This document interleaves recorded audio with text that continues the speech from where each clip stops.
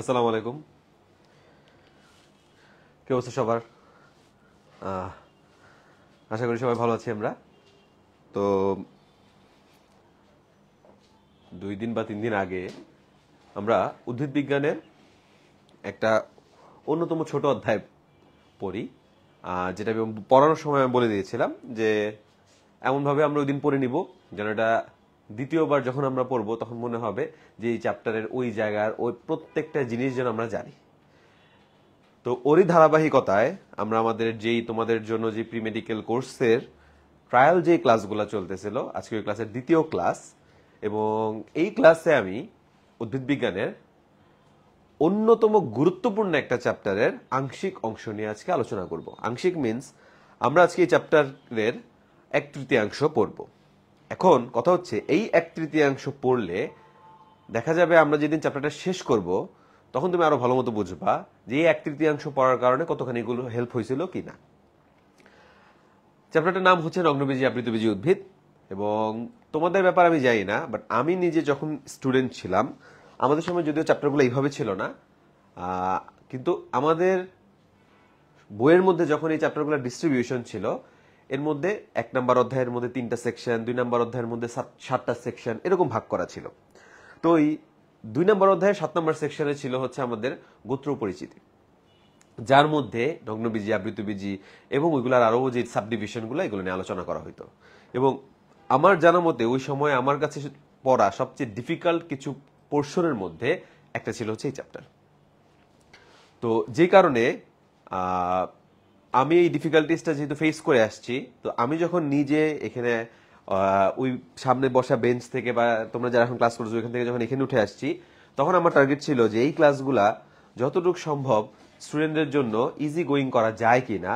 মানে এই জিনিসগুলো নিয়ে যে একটা ভয় যে না আমি কি এটা আসলে পারবো কি পারবো না, বা এত তথ্য কিভাবে মনে রাখবো, এত উদাহরণ কিভাবে পড়া যায়, এই যে ঝামেলাগুলা, এই জিনিসগুলো যেন আমাদের মধ্যে আর না থাকে, এই জড়তা যেন আমরা কাটায় উঠতে পারি, এই কারণ হচ্ছে আমি এই ক্লাসগুলোর উপরে আরো বেশি গুরুত্ব দেওয়া শুরু করলাম। এবং বেসিক্যালি আমি ট্রাই করলাম যে এগুলোই আমি নিব, মানে আমি তোমাদের পড়াবো।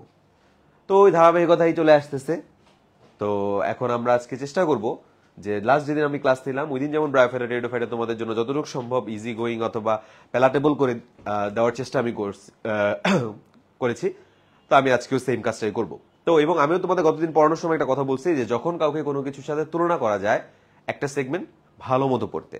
তো দেখো চ্যাপ্টারের নামই নগ্নবীজি আবৃতবীজি, তার মানে আমাদের এখানে আসলে একটা অপশন আছে যে আমরা যে কোনো একটা সেকশন ভালো মতো পড়বো, এবং আমি আজকে এই কাজটাই করবো। আমি হচ্ছে তোমাকে নগ্নবীজি উদ্ভিদটা সম্পর্কে বেসিক্যালি পড়াবো, এবং এই চ্যাপ্টারে আসলে ওইটাই বেশি গুরুত্ব দিয়ে পড়তে হয় বিধায় দেখো আমি ফার্স্ট হাফ যেটা এই চ্যাপ্টারের শুধুমাত্র আসলে নগ্নবীজি উদ্ভিদই কিন্তু পড়বো। কারণ দেখো চ্যাপ্টার টাইটেলই দিচ্ছে যে শুরু থেকে আবৃতবীজি উদ্ভিদের শুরু পর্যন্ত, মানে আবৃতবীজি উদ্ভিদ যে জায়গাটায় শুরু হবে তার আগ পর্যন্ত হচ্ছে আমরা আজকে পড়বো। বইয়ে যখন তুমি পেজ উল্টাবা হয়তো পেজের সংখ্যা তোমার কাছে কিছুটা কমই মনে হবে, কিন্তু ইনফরমেশন যদি তুমি চিন্তা করো এখানে অনেক রকমের ইনফরমেশন আছে, এবং এই জায়গাগুলো থেকে এমসিকিউ এসিকিউ যে কোনো ধরনের প্রশ্ন আসতে পারে। তোমাদের একটা যদি সিম্পল ডাটা আমি দেই, মেডিকেল ভর্তি পরীক্ষায় 2000 সাল থেকে 2010 সালে এই চ্যাপ্টার মানে এই পোর্শনগুলো থেকে প্রশ্ন আসতো অ্যাভারেজে একটা একটা করে, মানে 10 বছরের যদি চিন্তা করো 10টা।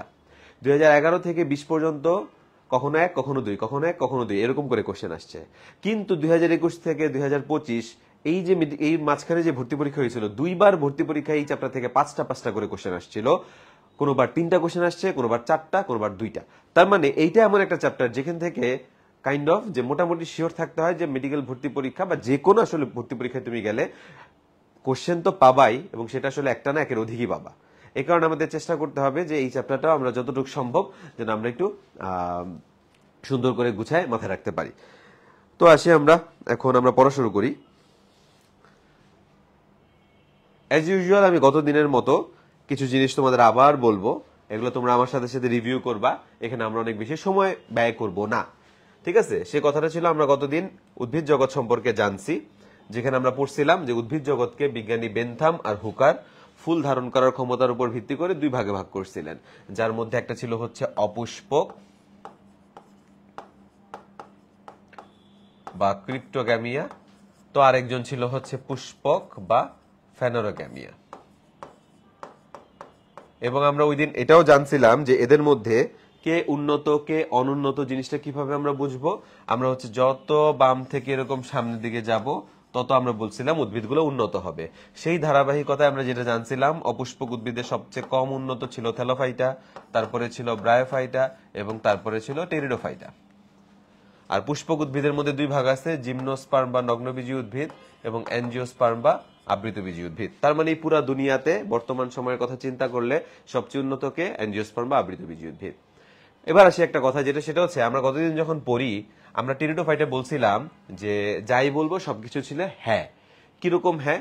সেটা ছিল হচ্ছে এদের দেহকে মূল কাণ্ড পাতায় ভাগ করা যাবে কিনা, এদের দেহে ভ্রূণ সৃষ্টি হবে কিনা, এদের পরিবহন টিস্যু থাকবে কিনা।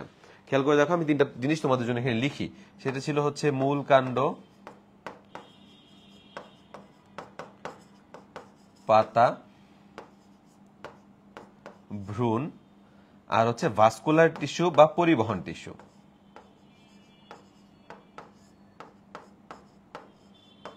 এই জিনিসগুলো এখানে উপস্থিত ছিল। এখন তুমি নগ্নবীজী বলো আবৃতবীজী বলো, এরা প্রত্যেকে কি টেরিডোফাইটা থেকে উপরে আছে না? তার মানে যেই জিনিস টেরিডোফাইটার মধ্যে আছে তা তো অবশ্যই অবশ্যই অবশ্যই কিসের মধ্যে থাকবে? নগ্নবীজী আবৃতবীজীর মধ্যে থাকবে। তার মানে যদি পরীক্ষা কখনো প্রশ্ন করে নগ্নবীজী এবং আবৃতবীজীর মধ্যে পরিবহন টিস্যু কার আছে, আমরা বলবো দুইজনেরই আছে। এদের মধ্যে কাকে মূল কাণ্ড পাতায় ভাগ করা যায়, আমরা বলবো দুইজনকেই যায়। এদের মধ্যে কে ভ্রূণ সৃষ্টি করে, আমরা বলবো দুজনই ভ্রূণ সৃষ্টি করে। তার মানে কেন বললাম, একটু পরে যখন আমি তোমাকে বৈশিষ্ট্য পড়াবো দেখা যাবে কি ম্যাক্সিমাম না বা নেগেটিভ কথাগুলাই কার জন্য প্রযোজ্য? নগ্নবীজীর জন্য প্রযোজ্য। কার সাথে তুলনা করার সাপেক্ষে? আবৃতবীজীর সাথে তুলনা করার সাপেক্ষে। তো হয় কি পরীক্ষার হলে এরকম করে হঠাৎ করে একটা প্রশ্ন করে দেয় যে নিচের কোনটা নগ্নবীজী উদ্ভিদের জন্য সত্য বা সত্য নয়, যার মধ্যে লিখে দেয় যে নগ্নবীজী উদ্ভিদে পরিবহন টিস্যু নাই, আবৃতবীজী উদ্ভিদে পরিবহন টিস্যু আছে। তো সবাই ভাবে হ্যাঁ হ্যাঁ আবৃতবীজী যেহেতু সবচেয়ে উন্নত তাহলে ওর মধ্যেই তো সব থাকা উচিত, তাহলে নগ্নবীজীর মধ্যে হয়তো পরিবহন টিস্যু থাকতে নাই পারে। এই কথা চিন্তা করে ওইটা কি তার অ্যান্সার দিয়ে আসে। তাহলে মাথায় রাখতে হবে এটা কখনোই সম্ভব না। কেন না? কারণ ভাস্কুলার টিস্যু বা পরিবহন টিস্যু তো অলরেডি নগ্নবীজীর চেয়েও যে নিম্ন শ্রেণীর তার মধ্যেই আছে। তাহলে এর চেয়ে যেহেতু উপরের দিকে গেছো তাহলে অবশ্যই তার মধ্যেও ভাস্কুলার টিস্যু থাকবে। সুতরাং এই জিনিসগুলো একটু খেয়াল রাখতে হবে। আচ্ছা, এখন আসি আমরা আমাদের আজকের পড়া যে জিমনোস্পার্ম অ্যাঞ্জিওস্পার্ম, আমরা ওইটা নিয়ে একটু আমরা চিন্তা করি। ঠিক আছে?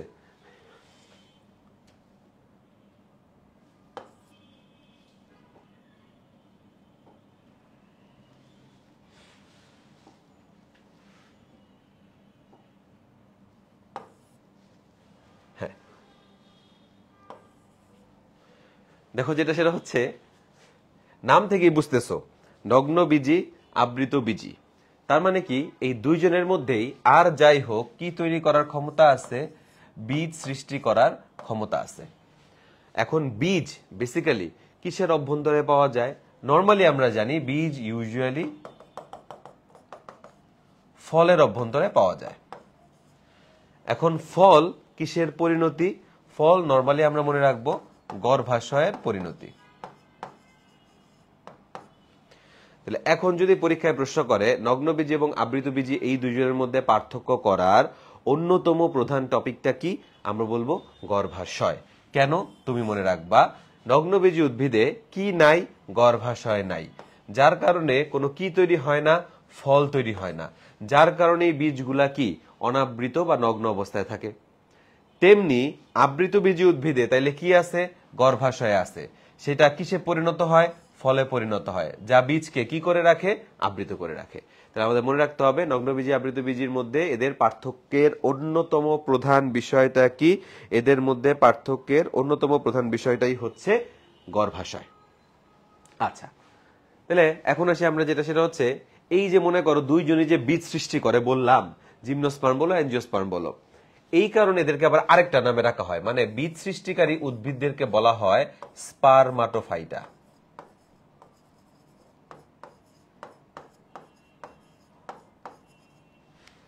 বীজ সৃষ্টিকারী উদ্ভিদদেরকে বলা হয় স্পারমাটোফাইটা। তাইলে নগ্নবীজী বলো আবৃতবীজী বলো এদেরকে আবার আমরা কিসের অন্তর্ভুক্ত করতে পারলাম?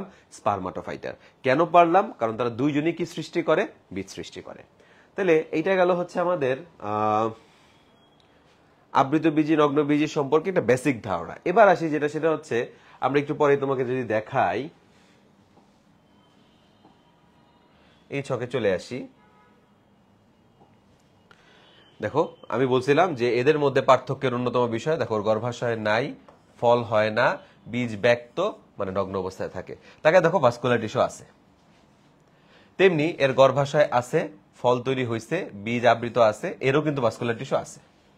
তাহলে আমার কিন্তু এদের দুজনের মধ্যে মেইন কথাগুলো পড়া হয়ে গেছে। এখন আমি যেটা আসি সেটা হচ্ছে এনজিওস্পার্ম বা আবৃতবীজী উদ্ভিদকে দুই ভাগে ভাগ করছে। সেটা কিসে কিসে ভাগ করা হয়েছে? সেটা হচ্ছে ডাইকটিলিডিনস আর মোনোকটিলিডিনস। এখন এটা কিসের বেসিসে? আমরা যদি এই বেসিসে যাই, দেখো মনে করবা একটা হচ্ছে ডাইকটিলিডিনস, সরি, আর এটা হচ্ছে মোনোকটিলিডিনস। এই ভাগটা করা হয়েছে বেসিক্যালি বীজপত্রের উপর বেস করে। তাহলে ডাই মানে বীজপত্র কয়টা? দুইটা। মোনো মানে বীজপত্র কয়টা? একটা। ঠিক আছে, আচ্ছা এবার আসো বীজপত্রের অবস্থান। তাহলে বীজপত্র অবস্থান, এখন একবীজপত্রী বলো দ্বিবীজপত্রী বলো, অবস্থান দুইটা জায়গা সম্ভব। একটা হচ্ছে সে হয় কোনো কিছুর শীর্ষে থাকবে, না হয় সে কোনো কিছুর পার্শ্বে থাকবে। এখন বাংলাদেশে ওই কথাটা যাওয়ার আগে আমি যদি বলি একবীজপত্রীর একটা কমন উদাহরণ বলো, তো একবীজপত্রী উদ্ভিদের সবচেয়ে কমনেস্ট উদাহরণ যেটা, সেটা কি? এটা বাংলাদেশের একটা রাজনৈতিক দল, সেটাকে ধানের শীষ। তার মানে একবীজপত্রী বললেই আমাদের মাথায় যেহেতু ধান শব্দটা আসে, ওই ধানের সাথে যদি ধানের শীষ শব্দটা আমরা মিশাই, তার মানে কি দাঁড়াইতেছে? একবীজপত্রী উদ্ভিদের বীজপত্রের অবস্থান কোথায় চলে যাবে? শীর্ষে চলে যাবে। একবীজপত্রী উদ্ভিদের ক্ষেত্রে বীজপত্রের অবস্থান কোথায় চলে যাবে? শীর্ষে। এই কথাটা মনে রাখতে পারলেই তুমি তিনটা এক্সট্রা জিনিস অ্যান্সার করতে পারবা। সেটা কি? দেখো, একবীজপত্রীতে বীজপত্র শীর্ষে, তাহলে দ্বিবীজপত্রীতে কই থাকবে? পার্শ্বে। কারণ আমি তোমাকে বলছি জায়গায় আছে দুইটা। এখন যার বীজপত্রের অবস্থান যেখানে, তোমাকে প্রশ্ন করতে পারে তাহলে এদের এক একজনের ভ্রূণমুকুল কোথায় থাকবে? তাহলে মনে রাখবা যার বীজপত্রের অবস্থান আবার যেখানে, তার ভ্রূণমুকুল ঠিক তার বিপরীত দিকে। তাহলে একবীজপত্রীতে যেহেতু ছিল বীজপত্র শীর্ষে, তাহলে ভ্রূণমুকুল থাকবে পার্শ্বে। আর দ্বিবীজপত্রীতে বীজপত্র ছিল শীর্ষে, এ কারণে ভ্রূণমুকুল কই চলে যাবে? সরি, দ্বিবীজপত্রীতে বীজপত্র ছিল পার্শ্বে, এ কারণে ভ্রূণমুকুল কোথায় যাচ্ছে? শীর্ষে। তাহলে আমি এই যে মনে করো বীজপত্রের অবস্থান, ভ্রূণমুকুলের অবস্থান, প্রথম কথা মনে রাখতে হবে থাকতে পারবে দুইটা জায়গায়, একটা হচ্ছে শীর্ষে আর একটা হচ্ছে পার্শ্বে। তুমি প্রথমে মাথায় রাখবে একবীজপত্রীর উদাহরণ মানে ধান, ধান থেকে ধানের শীষ, তার মানে ধানের বীজপত্র বা একবীজপত্রীর বীজপত্র শীর্ষে। তাহলে এবার বাকি জায়গাগুলো অটোমেটিক্যালি ফিল আপ হয়ে যাবে। যে তাহলে কি দেখো, একবীজপত্রীতে যদি শীর্ষে হয়, দ্বিবীজপত্রীতে হবে পার্শ্বে।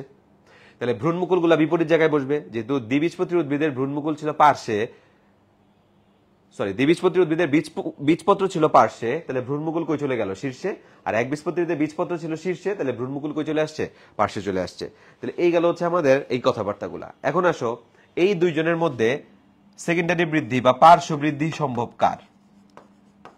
আমরা সবাই জানি ধান গাছ শুধুমাত্র উপরের দিকেই লম্বা হয়, সাইডে কখনো মোটা হয় না। তার মানে সাইডে মোটা হয় কি? আম, জাম, কাঁঠাল গাছ, যে সবগুলোই কি দ্বিবীজপত্রী উদ্ভিদ। তারপরে পার্শ্ব বৃদ্ধি কেবল সম্ভব দ্বিবীজপত্রী উদ্ভিদে, কিন্তু একবীজপত্রী উদ্ভিদে সম্ভব না। তেমনি পার্শ্ব বৃদ্ধির জন্য এক ধরনের রূপান্তরিত বা মডিফাইড টিস্যু দরকার, যেই টিস্যুটার নাম হচ্ছে ক্যাম্বিয়াম। তাহলে যার পার্শ্ব বৃদ্ধি হয় তার ক্যাম্বিয়াম আছে, যার পার্শ্ব বৃদ্ধি নাই তার ক্যাম্বিয়াম নাই। এই কথাগুলা আমি তোমাকে একটু পরে যে জায়গাটা পড়াবো, হয়তো ওই ছকের মধ্যে নাই, কিন্তু আমরা এই কথাগুলা চাইলে ওই ছকটার মধ্যে লিখে রাখবো। বইয়ের ভেতরে যদিও আছে, এটা আমরা আজকে পড়বো না, নেক্সট দিন ক্লাস, ওই দিন হয়তো আমাদের এটা পড়া লাগতে পারে, কিন্তু আমি তোমাকে এখানে ধারণা দিয়ে দিলাম যে দ্বিবীজপত্রী এবং একবীজপত্রী উদ্ভিদ সম্পর্কে। এখন এইগুলা গেল একটা জিনিস। আর ওই ছকের মধ্যে একটু পরে যে শ্রেণীবিন্যাসটা পড়াবো, ওই শ্রেণীবিন্যাসের ছকের মধ্যে কি কি আছে, এগুলো তোমার 9-10 পড়া। তোমাকে পরীক্ষায় প্রশ্ন করতে পারে কার মূল কোন ধরনের? আমরা সবাই জানি দ্বিবীজপত্রী উদ্ভিদে হচ্ছে প্রধান মূল, আর একবীজপত্রী উদ্ভিদে হচ্ছে গুচ্ছ মূল। তারপরে তোমাকে প্রশ্ন করবে কার পাতার শিরাবিন্যাস কেমন? দ্বিবীজপত্রী উদ্ভিদের পাতার শিরাবিন্যাস হচ্ছে জালিকাকার, আর একবীজপত্রী উদ্ভিদের হচ্ছে সমান্তরাল। এগুলো কিন্তু 9-10 ছিল। কার ফুল বা পুষ্প কয় স্তবক? দ্বিবীজপত্রীতে সবসময় বেশি, সেটা কি? টেট্রা বা পেন্টামেরাস। আর একবীজপত্রীতে অলওয়েজ কত? ট্রাইমেরাস। এগুলা খুবই সিম্পল কিছু বৈশিষ্ট্য, বাট এগুলা কিন্তু অ্যাডমিশন টেস্টে আসা বৈশিষ্ট্য। ঠিক আছে, তাহলে এই গেল হচ্ছে আমাদের মোটামুটি ফার্স্ট অফ অল আমরা ফার্স্টে নগ্নবীজি আবৃতবীজি সম্পর্কে হালকা জানলাম, দেন আমরা দ্বিবীজপত্রী একবীজপত্রী সম্পর্কে জানলাম।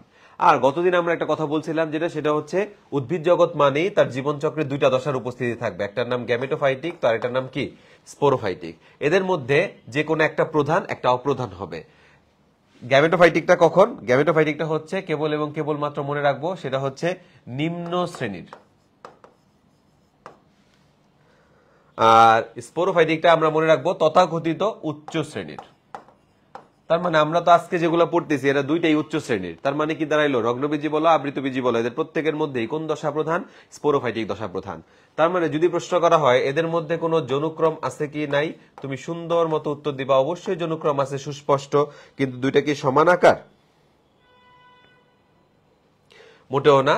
আমরা কি বলবো, দুটা যেহেতু একজন প্রধান আর একজন অপ্রধান, তাহলে কি হবে জনুক্রমটা সেম, অসম আকৃতির বা বিষম আকৃতির বা হেটারোমরফিক জনুক্রম বিদ্যমান। তাহলে জনুক্রমের কাহিনী গেল, কে প্রধান কে অপ্রধান হবে সেটাও আমাদের জানা হয়ে গেল। তাহলে এই হচ্ছে মোটামুটি আমাদের এখান থেকে আপাতত যতটুকু দরকার অতটুকু আমরা পড়ে ফেললাম। আচ্ছা এই দেখো এখানে দিছে ডাইকটিলিডিস দুইটা বীজপত্র, এটা একটা বীজপত্র। পাতার শিরাবিন্যাস জালিকাকার সমান্তরাল, প্রধান মূল গুচ্ছমূল। দ্বিবীজপত্রীতে টেট্রাও হইতে পারে, পেন্টামেরাস হইতে পারে, আর কিন্তু একবীজপত্রীতে ট্রাইমেরাস।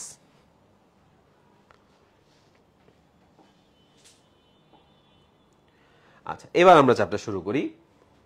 শুরুতে যাওয়ার আগে আমি আবার তোমাকে কিছু কথা বলবো, সেটা হচ্ছে এই যে আমরা আজকে যেটা পড়বো নগ্নবীজি উদ্ভিদের ইন্ট্রোডাক্টরি কিছু কথাবার্তা আছে। ইন্ট্রোডাক্টরি কথাবার্তার মধ্যে মোটামুটি 3-4 প্যারা কথা লিখছে, যা সবই কিন্তু এমসিকিউর জন্য অনেকখানি গুরুত্বপূর্ণ।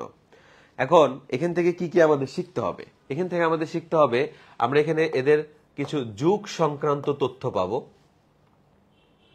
আমরা এর কিছু শ্রেণী আছে, আমরা ওই শ্রেণী সংক্রান্ত কিছু তথ্য পাবো। আরেকটা হচ্ছে আমরা এদের কিছু প্রজাতির সংখ্যা আছে, এই প্রজাতির সংখ্যা সম্পর্কে জানতে পারবো। এগুলো হচ্ছে অনেক অনেক অনেক বেশি গুরুত্বপূর্ণ, ঠিক আছে? এর বাইরে আরো তো লাইন থাকবে, কিন্তু এই 3টা টপিক হচ্ছে আমাদের এই ভূমিকা ভিত্তিক যে কথাগুলো আছে এখান থেকে শিখতে হবে। কিরকম আসি ফার্স্টে দেখো, মনে করো দেখো আমি তোমাকে বলছি বীজ সৃষ্টিকারী উদ্ভিদ বিধায় এদেরকে কিসের অন্তর্ভুক্ত করা হয়েছিল? স্পারমাটোফাইটা। এই হচ্ছে প্রথম লাইনে সে কথাটা লেখা আছে যে বীজ উৎপাদনকারী ভাস্কুলার উদ্ভিদ গোষ্ঠীকেই বলা হয় কি সবীজ উদ্ভিদ বা স্পারমাটোফাইটা। এরা দুই রকমের, একটা হচ্ছে নগ্নবীজি আর একটা হচ্ছে আবৃতবীজি। এখন এই যে বলছিলাম না যে যুগ সম্পর্কে জানতে হবে, কাহিনী হচ্ছে এটা যুগের ব্যাপারটা খুবই পরীক্ষার জন্য গুরুত্বপূর্ণ, কারণ বইয়ের লাইনটা একটু টেকনিক্যাল। বইয়ের লাইনটা কি লিখছে দেখো, ডেভোনিয়ান যুগে উৎপত্তি, মানে ওরা উৎপত্তি বলছে একটা যুগে, কিন্তু এর বিস্তৃতি হয়েছে আরেকটা যুগে, সেটা হচ্ছে মেসোজোয়িক যুগে। আর একটু পরে আমরা পড়তে যাব, যখন পড়তে গেলে দেখব কোন মহাযুগে। মহাযুগ বললে অ্যান্সার হচ্ছে প্যালিওজোয়িক। তার মানে মহাযুগ বললে আসলে আমাদের ডানে বামে তাকানো দরকার নাই, একটাই অ্যান্সার প্যালিওজোয়িক। কিন্তু যদি বলে কোন যুগ, তখন সাথে সাথে অ্যান্সার দেওয়া যাবে না। তখন কি হবে, কোন যুগ বলে তারপরে কি শব্দটা বসছে সেটা আগে তাকাইতে হবে, যে তোমাকে কি বলছে, কোন যুগে উৎপত্তি না কোন যুগে বিস্তৃতি। যদি বলে কোন যুগে উৎপত্তি, তখন আমরা যুগটার নাম বলবো হচ্ছে ডেভোনিয়ান। আর যদি বলে যে কোন যুগে বিস্তৃতি, তখন আমরা এটাকে কি বলবো, আমরা বলবো মেসোজোয়িক যুগে বিস্তৃতি। এটা যেন মনে থাকে, ঠিক আছে? আর কোন মহাযুগ? প্যালিওজোয়িক। আমি একটু পরে দেখা দিচ্ছি সেটা। এরপরে আসো এই যে নগ্নবীজি শব্দটা, জিমনোস, ঠিক আছে, এই শব্দটা যে আসলো, এখন কে ব্যবহার করছে, কোথায় ব্যবহার করছে? উদ্ভিদ বিজ্ঞানের জনক বলা হয় থিওফ্রাস্টাসকে। কেন? উনি একটা বই লিখছিল, সেই বইটা ছিল ইনকোয়ারি ইনটু প্ল্যান্টস। ওই বই প্রথম উনি এই উদ্ভিদ সম্পর্কে আলোচনা করে গেছেন, ঠিক আছে? এইটা এখানে লেখা আছে। আমি তো বলছি যে আমাদের এই জিনিসের পরে দেখো সংজ্ঞাটা আসছে, যে যেসব সবীজ উদ্ভিদে গর্ভাশয় থাকে না বলে ফল উৎপন্ন হয় না এবং বীজ নগ্ন অবস্থায় জন্মে, এই কারণে এদেরকে কি বলা হয়েছে? নগ্নবীজি উদ্ভিদ বলা হয়েছে। তার মানে ঘুরে ফিরে কি দাঁড়াইলো, যে এই যে দুইজন নগ্নবীজি আবৃতবীজি তুমি শিখবা, এদের মধ্যে সবচেয়ে গুরুত্বপূর্ণ টপিকটাই কি, মানে কি থাকা লাগবে বা কি থাকবে না, সেটা হচ্ছে গর্ভাশয়। তাহলে গেল আমাদের এতটুকু। এবার আসলে আমি বলছিলাম প্রজাতির সংখ্যা, এবং গত ক্লাসে আমি একটা কথা বলছি, যখন আমরা প্রজাতির সংখ্যা পড়তে যাব বইয়ে অনেক তথ্যই থাকবে, আমরা সব তথ্যই পড়বো, কিন্তু মনে কতটুকু রাখতেই হবে সেটা হচ্ছে আমাদের জন্য গুরুত্বপূর্ণ। মনে রাখতেই হবে এমন প্রজাতির সংখ্যাগুলো হচ্ছে ওইগুলাই যেখানে লেখা থাকবে বাংলাদেশে প্রাপ্ত।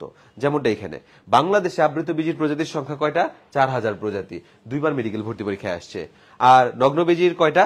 5টা প্রজাতি প্রাকৃতিক ভাবে জন্মাইতেছে। এটা মনে 5-6 বা মেডিকেল, ডেন্টাল আর আর্ম ফোর্সেস মেডিকেল কলেজ সব জায়গায় মিলালে দেখা যাবে পাওয়া গেছে। ঠিক আছে, তার মানে এই একটা সিম্পল জিনিস, কিন্তু এটা কি মাথায় রাখতে হবে যে র্যান্ডম প্রজাতির সংখ্যা না, কিন্তু কি বলছে? বাংলাদেশে প্রাপ্ত প্রজাতির সংখ্যা। আচ্ছা, এবার আসি আমি তোমাদেরকে শ্রেণীগুলো সম্পর্কে একটু পড়াবো। আচ্ছা দেখাও, এখানে শ্রেণীগুলো সম্পর্কে পড়াইতে যাওয়ার আগে এখানে কিছু নাম আছে, যে বলছিলাম না মহাযুগ বললে কি অ্যান্সার দিবা, এই দেখো প্যালিওজোইক মহাযুগ। আর বলছিলাম না কিছু শ্রেণী সম্পর্কে আমরা পড়বো, আসলে সেটা 4টা বিভাগ, আমি শ্রেণী লিখছিলাম বলে এটা হচ্ছে 4টা বিভাগ। এই 4টা বিভাগ সম্পর্কে আমি আগে একটু তোমাকে পড়ায় তারপর আবার এখানে নিয়ে আসতেছি।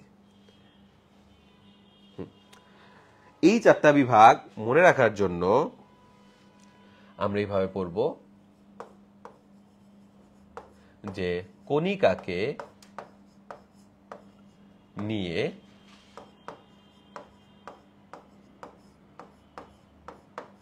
সাইপ্রাসে গেল।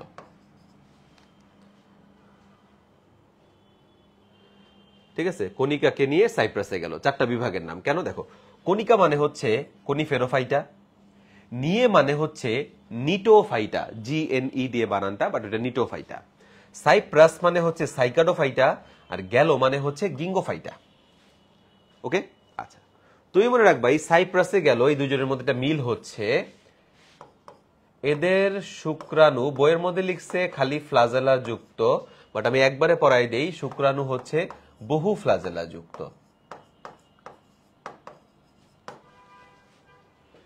আর যেটা নিয়ে মানে নিটোফাইটা, এর উদাহরণটা হচ্ছে নিটাম। এবং বলা হয় জিনিসটা নগ্নবীজী উদ্ভিদ, কিন্তু তার মধ্যে সিমিলারিটিস বা বৈশিষ্ট্য সব হচ্ছে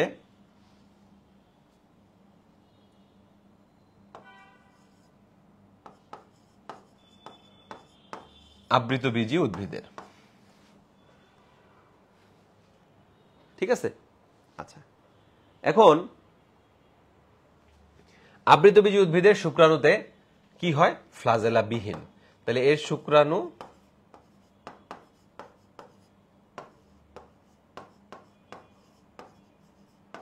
ফ্লাজেলা বিহীন।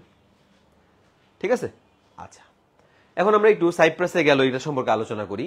সাইপ্রাস বা সাইকাডোফাইটার উদাহরণ হচ্ছে সাইকাস, যার বর্ণনা আমরা আজকে পড়বো একটু পরে, এই কারণে এখানে এটা আলোচনা করতেছি না। গিঙ্গোফাইটা যেটা, এর উদাহরণ দেখো তোমার বইয়ে দেওয়া আছে, জিঙ্গো বাইলোবা বা বিলোবা, তুমি যেই নামে উচ্চারণ করো। আমার জন্য যেটা ইম্পর্টেন্ট সেটা হচ্ছে এদেরকে বলা হয় জীবন্ত ফসিল। এদেরকে কি বলা হয়? জীবন্ত ফসিল। খেয়াল রাখতে হবে, নোট রাখতে হবে। আমি একটা প্রশ্ন এই চ্যাপ্টারের মাঝখানে হঠাৎ করে করব, তখন কিন্তু অবশ্যই সবাইকে অ্যান্সার লিখতে হবে। ঠিক আছে, আচ্ছা এটা গেল হচ্ছে তোমার সাইকাডোফাইটা গিঙ্গোফাইটা সম্পর্কে জানা। কণিকা, কণিকা দিয়ে মনে রাখবা, কণিকা শব্দটা থেকেই হচ্ছে যারা কনিফেরোফাইটা তাদেরকে নিয়ে তৈরি হয় হচ্ছে কনিফার বনাঞ্চল। কনিফার বন বলতে আমরা কোন জায়গার বন বুঝি? আমরা শীত প্রধান অঞ্চলের বন বুঝি। শীত প্রধান মানে এই জায়গাটাকে আমরা কি বলতে পারি? তুন্দ্রা অঞ্চল বা বরফে আচ্ছন্ন হয়ে আছে এরকম।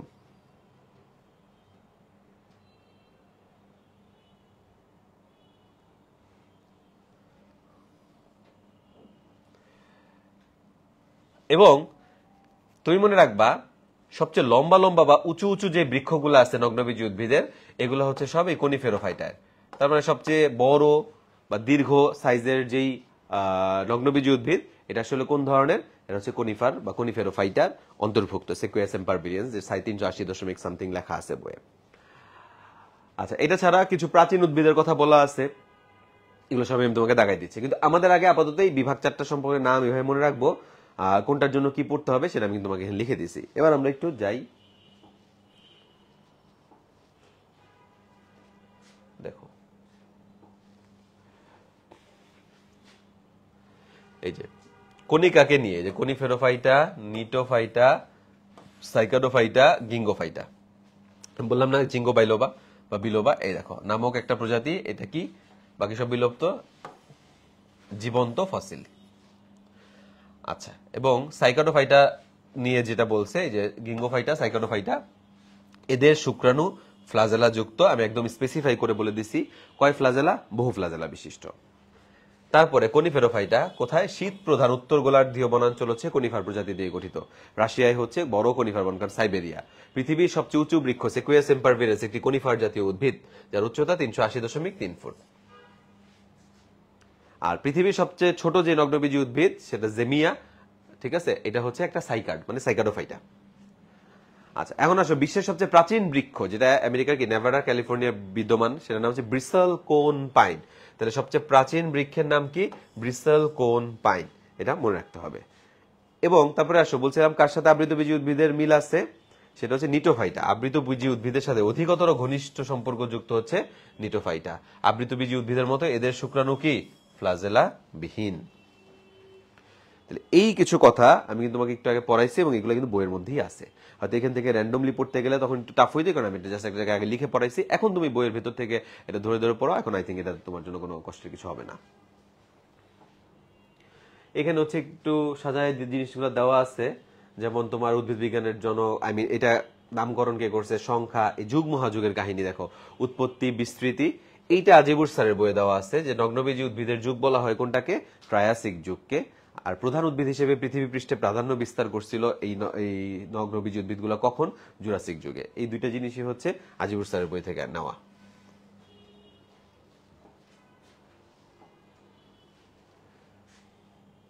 তারপরে যে আমি তোমাকে একটু আগে এগুলো পড়াইছি, এই জিনিসগুলো আবার এখানে একটা ছক আকারে দেওয়া আছে। তাহলে এখন উত্তর দাও, বাংলাদেশে কত প্রজাতির নগ্নবীজী উদ্ভিদ প্রাকৃতিকভাবে জন্মায়?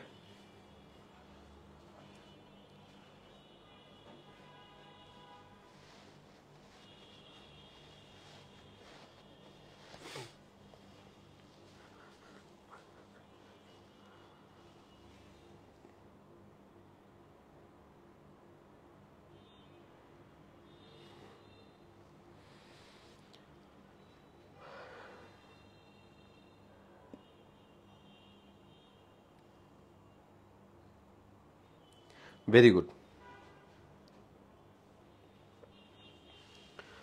অ্যান্সার সবাই জানে, বি মানে হচ্ছে 5টা প্রজাতি। আচ্ছা, এখন আমরা একটু নগ্নবীজী উদ্ভিদের বৈশিষ্ট্য পড়বো। আমি তোমাকে হচ্ছে আগে এখানে একটা সামারি দিব, ঠিক যেমনটা আমরা ব্রায়োফাইটা পড়ার সময় করছিলাম।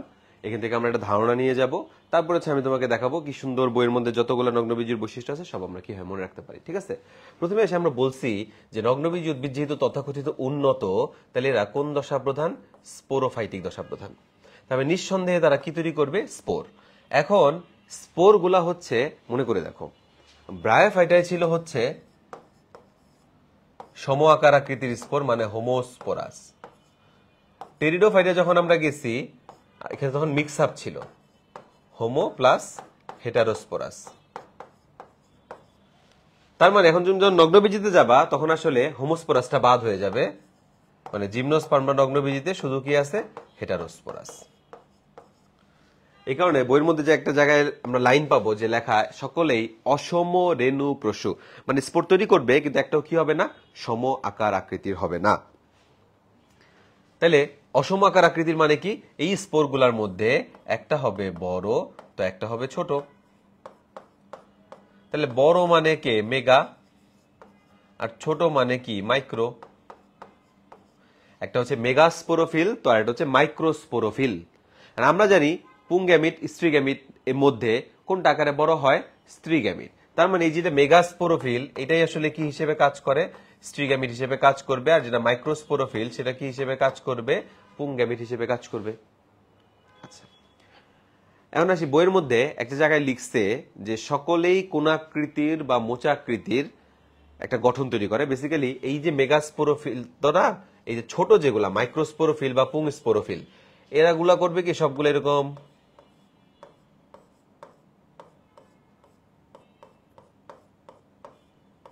এই যে এক জায়গায় যখন জমে তখন একটা এরকম কাইন্ড অফ এই কোণাকৃতির একটা স্ট্রাকচার তৈরি করে। এই যে কোণাকৃতির যে স্ট্রাকচারটা তৈরি করে এটাকে বলা হয় স্ট্রবিলাস। এই কোণাকৃতির গঠনটাকে কি বলা হয়? স্ট্রবিলাস। তাহলে খেয়াল করে দেখো তো, কোন স্পোরোফিল স্ট্রবিলাস তৈরি করলো? পুং বা মাইক্রোস্পোরোফিল। এই কারণে আমরা সবসময় মাথায় রাখি স্ট্রবিলাস মানেই একটা, সেটাকে পুং। স্ত্রী স্ট্রবিলাস বলে কোনো স্ট্রবিলাসই নাই। ঠিক আছে, তাহলে কিভাবে? সেটা হচ্ছে একবার পরীক্ষায় প্রশ্ন করছিল যে মেগাস্পোরোফিল গুলা স্ত্রী স্ট্রবিলাস তৈরি করে, সত্য না মিথ্যা? তো যেটা হয়েছিল, অনেকে মিলাইছে মেগা মানে স্ত্রী গ্যামিট, তাহলে তো ঠিকই তো আছে, মেগাস্পোরোফিল তো স্ত্রী স্ট্রবিলাস তৈরি করবে। কিন্তু তোমাকে মনে রাখতে হবে একটা জিনিস, যে স্ট্রবিলাস বলতে আসলে কোনটাকে বোঝাবে? পুং স্ট্রবিলাস। স্ত্রী স্ট্রবিলাস বলে কোনো স্ট্রবিলাসই নেই। তার মানে যত এই লাইন ঠিক থাকুক না কেন, সবসময় মনে রাখতে হবে স্ট্রবিলাস মানে সেটা কোন স্ট্রবিলাস? পুং স্ট্রবিলাস। ঠিক আছে, আচ্ছা। তাহলে এই গেল হচ্ছে আমাদের স্পোরোফাইটিক, অসমরেণুপ্রসূ, মাইক্রো, মেগা, স্ট্রবিলাস। এই কয়টা জিনিস আমাদের পড়া শেষ। আচ্ছা, এখন তোমার বইয়ে 3 আর 4 নাম্বার যে দুইটা পয়েন্ট আছে, এই দুইটা পয়েন্ট মনে রাখার জন্য আমরা একটা লিখবো। তোমার কি বলে এটাকে, যে লাইন লিখে রাখবো। সেটা হচ্ছে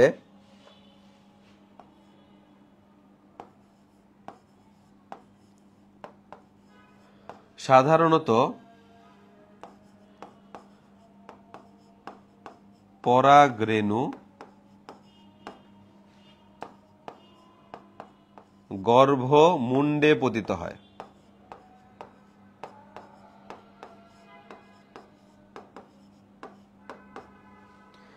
ঠিক আছে, তাহলে কি দাঁড়াইলো? যে সাধারণত পরাগরেণু গর্ভমুণ্ডে পতিত হয়। এটা হচ্ছে আমরা 3 এবং 4 নাম্বার পয়েন্ট যে আছে ওইটার জন্য পাশে একটু লিখে রাখবো। আমি পরে বলতেছি এটাতে আসলে কি বোঝাচ্ছে। তো 3 আর 4 নাম্বার পয়েন্ট পড়ার জন্য আমরা যদি একটা স্ত্রী গ্যামেটোফাইট সম্পর্কে শিখি, একটা স্ত্রী গ্যামেটোফাইট বা মেগাস্পোরোফিলের অংশবিশেষ কি দেখো। অংশবিশেষ হচ্ছে এই পুরাটা হচ্ছে একটা স্ত্রী গ্যামেটোফাইট। এর আইডিয়াল অংশ হচ্ছে 3টা। এটাকে বলা হয় গর্ভমুণ্ড, এটাকে বলা হয় গর্ভদণ্ড,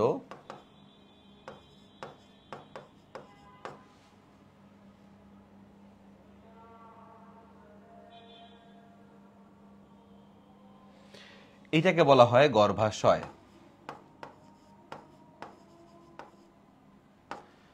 এবং এই বরাবর নিচের দিকে একটা ছিদ্রপথ থাকে, এটাকে বলা হয় ডিম্বক রন্ধ্র।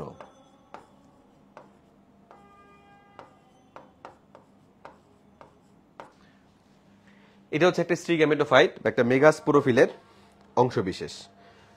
এখন আমরা একটু আগে পড়ে আসছি যে নগ্নবীজী উদ্ভিদে আসলে কি নাই। নগ্নবীজী উদ্ভিদে তো আসলে গর্ভাশয়ই নাই। তাহলে যার গর্ভাশয় নাই, তার গর্ভদণ্ড, গর্ভমুণ্ড এগুলা থাকার তো প্রশ্নই আসে না। এবার খেয়াল করো, আমি তোমাকে বলছি যেটা পরাগায়ন হইতে গেলে তার শর্ত কি? পরাগরেণুকে কই পড়তে হবে? গর্ভমুণ্ডে। যে পরাগরেণু মনে করো এই পরাগরেণু এসে নর্মালি কোথায় পড়ার কথা? গর্ভমুণ্ডে। এটাই হচ্ছে পরাগায়নের শর্ত। কিন্তু তুমি দেখলা নগ্নবীজী উদ্ভিদে গর্ভাশয়, গর্ভদণ্ড, গর্ভমুণ্ড নাই। তাহলে নগ্নবীজী উদ্ভিদে পরাগায়নের সময় কি হবে? পরাগরেণুটা সরাসরি ডিম্বক রন্ধ্রে পতিত হবে। ঠিক আছে, তাইলে এইটা মাথায় রাখতে হবে যে নর্মালি আমি যে লাইনটা তোমাকে লেখাইছি এটা হচ্ছে একটা আইডিয়াল পরাগায়নের শর্ত। ঠিক আছে, এটা হচ্ছে পরাগায়নের শর্ত।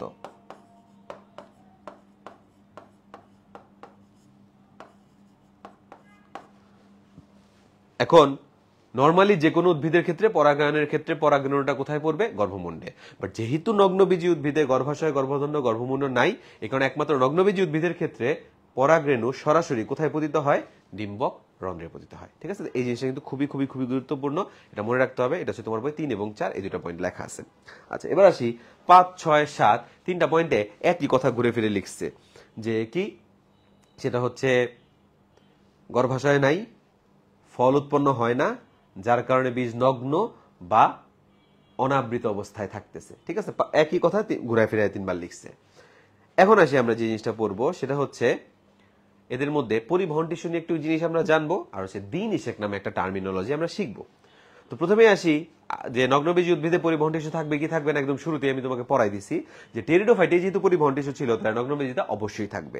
আর কথা হচ্ছে নগ্নবীজির চেয়ে উন্নত কে? আবৃতবীজি। তার মানে আবৃতবীজি উদ্ভিদের পরিবহন টিস্যু হচ্ছে সবচেয়ে ভালো, নগ্নবীজিটা তার চেয়ে একটু কম ভালো, আর টেরিডোফাইটা তার চেয়েও কম ভালো। এখন নগ্নবীজি যেহেতু মাঝামাঝি, সত্যি কথা বলতে নগ্নবীজি উদ্ভিদের পরিবহন টিস্যুতে কিছু ল্যাকিংস আছে। মানে কি, পরিবহন টিস্যু বলতে আমরা আসলে দুই ধরনের কোষকে বুঝি, একটা হচ্ছে ট্রাকিড, একটা হচ্ছে ভেসেল। ট্রাকিডে আবার 4টা কোষ আছে, যার মধ্যে প্রধান দুইটা হচ্ছে আমি ভুল বলছি, ট্রাকিড আর ভেসেল না, জিনিসটা হচ্ছে জাইলেম আর ফ্লোয়েম। ঠিক আছে, জাইলেম এবং ফ্লোয়েম। দেখো গতদিন তো পড়াইছিলাম, একটা হচ্ছে জাইলেম আর একটা ছিল হচ্ছে ফ্লোয়েম। জাইলেমের আবার 4টা ভাগ, বাট 2টা ইম্পর্টেন্ট, সেটা হচ্ছে ট্রাকিড আর হচ্ছে ভেসেল।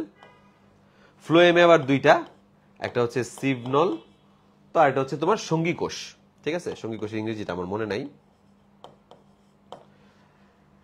আর দুইটা করে থাকে, ওগুলা নট নেসেসারি, বাট এই 4টা হচ্ছে খুবই খুবই খুবই ইম্পর্টেন্ট। মানে একটা কমপ্লিট ভাস্কুলার বান্ডেল তৈরি করতে গেলে এদের উপস্থিতি থাকা লাগবে। এখন নগ্নবীজি উদ্ভিদে যে ল্যাকিংস আছে, ল্যাকিংসটা কি, এই যে এই দুইটার মধ্যে একটা একটা করে মিসিং আছে, ওই মিসিংটাই হচ্ছে আমাদেরকে মনে রাখতে হবে। ওই মিসিংটা মনে রাখার জন্য আমরা লিখে রাখি যেটা সে কথাটা, সেটা হচ্ছে জাইলেমে ভাই নাই, ফ্লোয়েমে সঙ্গী নাই।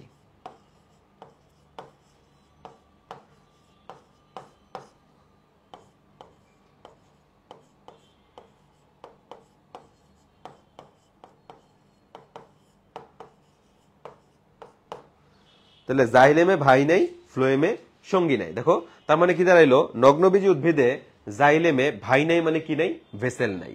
ফ্লোয়েমে সঙ্গী নাই মানে কি, সঙ্গী কোষ নাই। তাহলে এই জিনিসগুলো সবগুলো আছে কার মধ্যে, আবৃতবীজি উদ্ভিদে আছে। তাহলে আমাদের আপাতত খালি মাথায় রাখতে হবে নগ্নবীজি উদ্ভিদে পরিবহন টিস্যু উপস্থিত, কিন্তু লাইনটা কিভাবে মনে রাখবো, জাইলেমে ভাই নাই, ফ্লোয়েমে সঙ্গী নাই। মানে জাইলেমে কি নাই, ভেসেল নাই, ফ্লোয়েমে কি নাই, সঙ্গী কোষ নাই। আচ্ছা, এবার আসো দ্বিনিষেক নিয়ে যদি আমরা কিছু পড়ি। দ্বিনিষেক সেটা হচ্ছে সবসময় মনে রাখতে হবে শুক্রাণু অংশগ্রহণ করবে 2টা। শুক্রাণু কয়টা অংশগ্রহণ করবে, 2টা। মনে করো এটা হচ্ছে শুক্রাণু, এটা হচ্ছে মেল, ঠিক আছে, আর এটা হচ্ছে ফিমেল। তো শুক্রাণু যে 2টা অংশগ্রহণ করলো, এই যে 2টা। এখন আমি তোমাকে মনে রাখবা যে আবৃতবীজি উদ্ভিদের জন্য একটা খুবই ইউনিক বৈশিষ্ট্য যে তার মধ্যে দ্বিনিষেক ঘটে। আবৃতবীজি উদ্ভিদে কি ঘটে, দ্বিনিষেক ঘটে। তাহলে নগ্নবীজি উদ্ভিদে কি ঘটে না। দ্বিনিষেক জিনিসটা কি, দ্বিনিষেক জিনিসটা হচ্ছে একটা শুক্রাণু প্রথমে একটা ডিম্বাণুকে নিষিক্ত করবে, অপরদিকে আরেকটা শুক্রাণু সে করবে কি, সেকেন্ডারি নিউক্লিয়াসকে নিষিক্ত করবে। সেকেন্ডারি নিউক্লিয়াসটা কোত্থেকে আসছে, আমরা উদ্ভিদ প্রজনন চ্যাপ্টার যেদিন পড়বো ওই দিন আরো ক্লিয়ার হবে যে স্ত্রী গ্যামেটোফাইটের পরিস্ফুটন নামে একটা জিনিস আমরা শিখবো এখানে। ওইখানে যে জিনিসটা লেখা আছে যে এরকম একটা স্ত্রী গ্যামেটোফাইট, যার মধ্যে একটা কোষ থেকে প্রথমে মাইটোসিস প্রক্রিয়ায় 2টা থেকে 4টা থেকে 8টা কোষ তৈরি হয়। যেই 8টা কোষের মধ্যে দেখা যায় 2টা কোষ কেন্দ্রে চলে আসে, এবং কেন্দ্রে চলে এসে তারা মিলিত হয়। দেখো 2টা কোষ যখন মিলিত হয়, এটাই হচ্ছে সেকেন্ডারি নিউক্লিয়াস। এটা কি, সেকেন্ডারি নিউক্লিয়াস, যা কিনা ডিপ্লয়েড। আর দুই পাশে যে তিনটা ছিল, মনে করে এই পাশের একটা কোষ অনেক বড় হয়েছে, এটাকে বলে ডিম্বাণু, আর পাশের 2টা হচ্ছে প্রতিপাদক কোষ, এই সবগুলোই কিন্তু হ্যাপ্লয়েড। তেমনি এর অপর দিকের যে 3টা, এগুলা প্রতিপাদক কোষ বা সহকারী কোষ, এই সবগুলোও কি, হ্যাপ্লয়েড। তাহলে কি দাঁড়াইলো, একটা শুক্রাণু প্রথমে এই মনে করে এই ডিম্বাণু, এটা হচ্ছে ডিম্বাণু, এই ডিম্বাণুকে নিষিক্ত করলো, করে যে জিনিসটা তৈরি করে সেটা হচ্ছে ভ্রূণ, যা কিনা ডিপ্লয়েড। এটাকে বলি হচ্ছে আমরা নিষেক। এই জিনিসটাকে আমরা কি বলি, নিষেক। অপর যে শুক্রাণুটা রয়ে গেছে সে কি করবে, সে করবে কি, এই সেকেন্ডারি নিউক্লিয়াসকে নিষিক্ত করে ফেলবে। সেকেন্ডারি নিউক্লিয়াসকে নিষিক্ত করলে যেটা তৈরি করবে সেটাকে বলা হয় শ্বাস বা শস্য। তাহলে কি দাঁড়াইলো, আবৃতবীজি উদ্ভিদে দ্বিনিষেক ঘটে, যার ফলে এদের শ্বাস বা শস্য যেটা তৈরি হবে এটা কি ধরনের হবে, N আর 2N যোগ করলে কি হয়, 3N। মানে শস্য কিন্তু আবৃতবীজি উদ্ভিদে ট্রিপ্লয়েড। জিনিসটা কখন তৈরি হইল, নিষেকের পরে। তাহলে যার দ্বিনিষেক ঘটে তাদের শ্বাস বা শস্য ট্রিপ্লয়েড কখন উৎপন্ন হয়, নিষেকের পরে। এবার তুমি আসো এই জিনিসটা পুরাটা হচ্ছে দ্বিনিষেক, যা কিনা কার বৈশিষ্ট্য, এটা বেসিক্যালি আবৃতবীজির জন্যই প্রযোজ্য। তাহলে নগ্নবীজি উদ্ভিদে কি হবে, দেখো নগ্নবীজি উদ্ভিদে অ্যাজ ইউজুয়াল শুক্রাণু আসবে 2টাই, কিন্তু নগ্নবীজি উদ্ভিদে এইরকম স্ত্রী গ্যামেটোফাইটের পরিস্ফুটন বা সেকেন্ডারি নিউক্লিয়াস বলে কোনো কিছু হবে, কোনো কিছু হওয়ার সম্ভাবনা নাই। যার কারণে নগ্নবীজি উদ্ভিদে কখনোই দ্বিনিষেক সম্ভব না। এই কারণে কি হয়, এই কারণে প্রথমেই একটা শুক্রাণু সে নিজেকে সরাসরি শস্যে পরিণত করে ফেলে, অপরদিকে একটা শুক্রাণু যে ডিম্বাণুকে নিষিক্ত করার মাধ্যমে ভ্রূণ সৃষ্টি করে। তাহলে কি দাঁড়ালো, দেখো নগ্নবীজি উদ্ভিদে দ্বিনিষেক ঘটে না, যার জন্য এর শ্বাস বা শস্যটা কেমন থাকতেছে, হ্যাপ্লয়েড। জিনিসটা কখন তৈরি হইতেছে, নিষেকের পূর্বেই বা আগেই তৈরি হইতেছে। এটা কিন্তু খুবই ইম্পর্টেন্ট যে নগ্নবীজি উদ্ভিদে কি ঘটে না, দ্বিনিষেক ঘটে না, যার কারণে শ্বাস বা শস্য কেমন, হ্যাপ্লয়েড। কখন তৈরি হয়, নিষেকের পূর্বে। ব্যতিক্রমকে ইফেড্রা, মানে ইফেড্রা একটা নগ্নবীজি উদ্ভিদ হওয়া সত্ত্বেও এর মধ্যে কি ঘটতে দেখা গেছে, দ্বিনিষেক ঘটতে দেখা গেছে। আচ্ছা, এই গেল মোটামুটি আমাদের পরিবহন টিস্যু এবং নিষেকের কথাবার্তা শেষ। এখন আসে আমরা যেটা, সেটা হচ্ছে প্রকৃতিতে আমরা সবাই অনেক অনেক ধরনের ফুল দেখছি, কিন্তু এমন কেউ নাই যার সবচেয়ে পছন্দের ফুল সাইকাস। ঠিক আছে, গরু ছাগল এটা কোনদিন পছন্দ করে নাই। তার মানে কি দাঁড়ালো, সাইকাস আসলে কোনো অ্যাট্রাকটিভ বা খুব ভালো স্মেল যুক্ত কিছু তৈরি করতে পারে নাই, যার কারণে সে কি অন্য কোনো কিছুকে আকৃষ্ট করতে পারে না। এই কারণে নগ্নবীজি উদ্ভিদে পরাগায়নের জন্য কোনো প্রাণী, পতঙ্গ, কীট কেউ দায়ী না। এমন একটা জিনিস দায়ী যার উপর আমাদের কোনো নিয়ন্ত্রণ নাই, সেটা কি, বাতাস। এই কারণে এদেরকে বলা হয় বায়ু পরাগী। তারপরে আমরা যে জিনিসটা, সেটা হচ্ছে তোমার একটু আগে পড়ছি যে যৌনক্রমের ক্ষেত্রে স্পোরোফাইটিক দশা প্রধান, গ্যামেটোফাইটিক অপ্রধান। তাহলে কি আকৃতির হবে, অসম আকৃতির বা বিষম আকৃতির। আচ্ছা, গতদিন আমরা একটা জিনিস পড়ছিলাম যে নিম্ন শ্রেণীর উদ্ভিদ টেরিস, ওর যে স্ত্রী জননাঙ্গ ধারণ করতেছিল ওইটার নাম ছিল আর্কিগোনিয়াম। তো নগ্নবীজি উদ্ভিদ যদিও কিছুটা উন্নত, বাট স্টিল ও ওই পুরান বৈশিষ্ট্যটা ছাড়তে পারে নাই। মানে কি, নগ্নবীজি উদ্ভিদে একটা ব্যতিক্রম ধর্মী কথা হচ্ছে সে স্টিল কি তৈরি করে, আর্কিগোনিয়া সৃষ্টি করে। এবং এটা যেহেতু নিচু শ্রেণীর উদ্ভিদের বৈশিষ্ট্য, এ কারণে এটাকে বলা হয় আদি বৈশিষ্ট্য। এটাকে কি বৈশিষ্ট্য বলা হয়, আদি বৈশিষ্ট্য বলা হয়। তাই যদি বলেন নিচের কোনটি নগ্নবীজি উদ্ভিদের আদি বা আদিম বৈশিষ্ট্য, আমরা কি বলবো, কি সৃষ্টি করা, আর্কিগোনিয়া সৃষ্টি করা। এবং দেখো, আবৃতবীজি উদ্ভিদ আবার একমাত্র না বোধক কথা যে তার দেহে কি থাকবে না, আর্কিগোনিয়াম সৃষ্টি করবে না। ঠিক আছে, কিন্তু নগ্নবীজি উদ্ভিদ আবার আর্কিগোনিয়া সৃষ্টি করে। আচ্ছা, এখন আর দুইটা জিনিস বাকি আছে বৈশিষ্ট্যের মধ্যে, সেটা হচ্ছে শীতকালে যে কোনো গাছের পাতায় কি হয়, ঝরে পড়ে। নগ্নবীজিও ব্যতিক্রম না, তার ক্ষেত্রেও ঝরে পড়বে। কিন্তু বসন্ত আসলে আবার কি হয়, যে জায়গা থেকে পাতা ঝরছে ওই জায়গায় আবার নতুন করে পাতা তৈরি হয়। কিন্তু নগ্নবীজিতে নতুন করে পাতা তৈরি হইলেও যে জায়গা থেকে একবার পাতা ঝরে পড়ছে ওই জায়গায় আর দ্বিতীয়বার কখনো পাতা তৈরি হয় না। এই যে পাতাটা আগে ছিল এখন আর নাই, ওইখানে একটা দাগ রয়ে গেছে না, পাতার কারণে যেহেতু দাগটা রয়ে গেছে, এই কারণেটাকে বলা হয় লিফ স্কার। লিফ মানে পাতা, স্কার মানে দাগ। তাহলে লিফ স্কার দেখা যায় কার মধ্যে, নগ্নবীজি উদ্ভিদে। এবং এইটা নগ্নবীজি উদ্ভিদের একটা ভিন্ন ধর্মী বৈশিষ্ট্য। কি ধরনের বৈশিষ্ট্য, ভিন্ন ধর্মী বৈশিষ্ট্য। তাহলে এই হচ্ছে কথাগুলা নগ্নবীজি উদ্ভিদের জন্য যা যা আমি বললাম সবগুলো আমাদের মাথায় রাখতে হবে। এখন আমি তোমাকে বইয়ের ভেতর থেকে এর বৈশিষ্ট্যগুলো একটু পড়াই। দেখো, ঠিক আছে, আমরা ফার্স্টে পড়ছি এরা স্পোরোফাইটিক, এবং আমরা বলছি কি ধীরে ধীরে সম, তারপর সম অসম মিক্সড, এরপরে কি হয়ে গেছে, অসম রেণু। এখানে দেখো অসম রেণু প্রসবা হেটারোস্পোরাস, মানে কি মাইক্রোস্পোর, মেগাস্পোর। আমরা এটাও পড়ছি, মাইক্রো মানে পুং, মেগা মানে স্ত্রী। তারপরে দেখো এই রেণুপত্র তার স্পোরোফিল গুলা ঘনভাবে সন্নিবেশিত হয়ে কি তৈরি করে, স্ট্রবিলাস। আমরা একদম স্পেসিফিক জানি কোন স্ট্রবিলাস, মানে কারা তৈরি করে, পুং স্পোরোফিল। এই কারণে পুং কথাটা পাশে আমরা লিখে রাখবো। 3 এবং 4 এটা পড়ার জন্য আমি বলছিলাম যে পরাগায়নের শর্ত কি, নরমালি পরাগরেণুকে কই পড়তে হয়, গর্ভমুণ্ডে। বাট নগ্নবীজি উদ্ভিদে কি নাই, গর্ভাশয়, গর্ভদণ্ড, গর্ভমুণ্ড নাই। এই কারণে পরাগায়নকালে পরাগরেণু সরাসরি কোথায় পতিত হয়, ডিম্বক রন্ধ্রে পতিত হয়। কোথায় পতিত হচ্ছে, ডিম্বক রন্ধ্রে পতিত হচ্ছে। আচ্ছা, তারপর বলছিলাম 5, 6, 7 একই কথা 3বার লিখছে। কি লিখছে বলছিলাম, যে এর গর্ভাশয় নাই, এই কারণে ফল সৃষ্টি হয় না, বীজ নগ্ন অবস্থায় থাকে। দেখো, ফল সৃষ্টি হয় না, বীজ নগ্ন অবস্থায় থাকে। তারপরে আমরা পড়ছি কি, জাইলেমে ভাই নাই, ফ্লোয়েমের সঙ্গী নাই। দেখো, জাইলেমে ভাই নাই, ফ্লোয়েমে সঙ্গী নাই। তারপরে আসলে তুমি যেটা, সেটা হচ্ছে দ্বিনিষেক। দ্বিনিষেক নিয়ে আমরা যেটা শিখলাম সেটা হচ্ছে কি, নরমালি দ্বিনিষেক আবৃত বীজের বৈশিষ্ট্য, নগ্নবীজিতে কখনোই হবে না, ব্যতিক্রমকে ইফেড্রা। এই যে ইফেড্রা হচ্ছে এটা ব্যতিক্রম, নগ্নবীজি দ্বিনিষেক ঘটে না। এই কারণে দ্বিনিষেক যেহেতু ঘটে না, শ্বাস বা শস্যটা কেমন, হ্যাপ্লয়েড।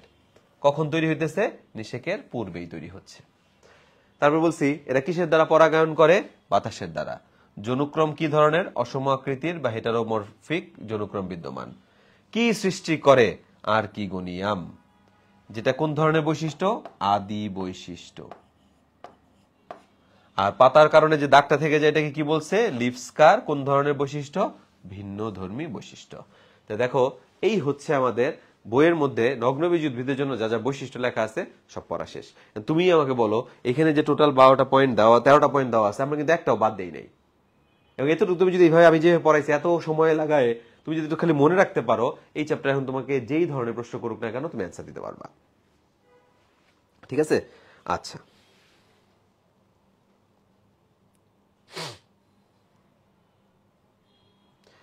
এখন আমরা এটা মুছি।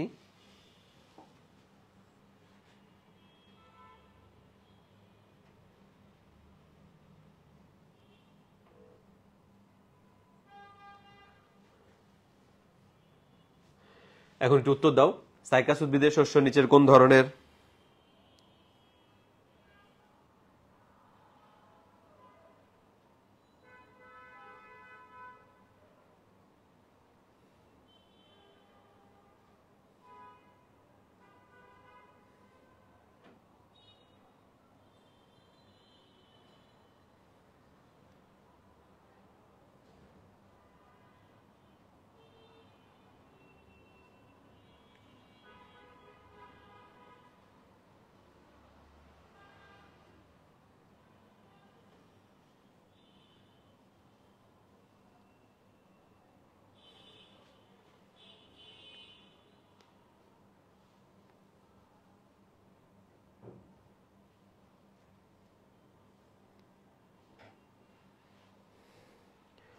তাহলে আমরা সবাই জানি সাইকাস উদ্ভিদের শস্য কোন ধরনের? সাইকাস উদ্ভিদের শস্য হচ্ছে হ্যাপ্লয়েড। কেন তাও আমরা জানি এখন। আচ্ছা, এবার আমরা একটু সাইকাসের বর্ণনা পড়ব। এখানেও বর্ণনা পড়ার আগে আমি তোমাকে যদি সিম্পলি কথাগুলো বলে যাই, ফার্স্টে মনে রাখবা সাইকাসের নাম আছে। সাইকাসের আরেকটা নাম হচ্ছে পাম ফার্ন। কেন, কিভাবে হয়েছে এটা আমি তোমাকে বলবো। সাইকাসের প্রাকৃতিকভাবে বাংলাদেশে 3টা প্রজাতি জন্মায়, যা কিনা তুমি PCR শব্দটা দিয়ে মনে রাখতে পারবা। পি মানে সাইকাস পেকটিনাটা, সি মানে সাইকাস সার্সিনালিস, আর মানে হচ্ছে সাইকাস রেবুলোটা। মানে আমরা 3টা প্রজাতির নামের প্রথম অক্ষরগুলো খালি নিছি। এখন আসো এর গঠন যদি তুমি পড়তে যাও, প্রথমে আসো কাণ্ড। মনে রাখতে হবে কাণ্ডটা হচ্ছে অশাখ, স্থূল আর হচ্ছে বেলনাকার। এই বৈশিষ্ট্যগুলোর জন্যই এটাকে পাম উদ্ভিদের সাথে কম্পেয়ার করা হয়। ঠিক আছে? এবং এর দৈর্ঘ্য এই বইয়ে দেওয়া আছে 8 থেকে 14 ফুট। তো অন্য কোন রাইটারের বইয়ে দেওয়া আছে 2 থেকে 5 মিটার। তার মানে এখন যা থেকে যেই বই থেকে প্রশ্ন করুক না কেন, তুমি এবার দুইটা জায়গা থেকেই একক মত দেখে অপশন দেখে অ্যান্সার দিতে পারবা। এবার আসি আমরা কাণ্ডর পরে মনে রাখতে হবে পাতা। পাতা পড়ার ক্ষেত্রে আমাদের একটু পুরাতন পড়া মনে করতে হবে। সেটা কি? এই যে আমরা নগ্নবীজি উদ্ভিদের পাতা সম্পর্কে জানবো, নগ্নবীজির পাতা সমান সমান হচ্ছে ফার্নের পাতা। আমরা গতদিন কিছু শব্দ শিখছিলাম, সেটা কি শিখছিলাম আমরা?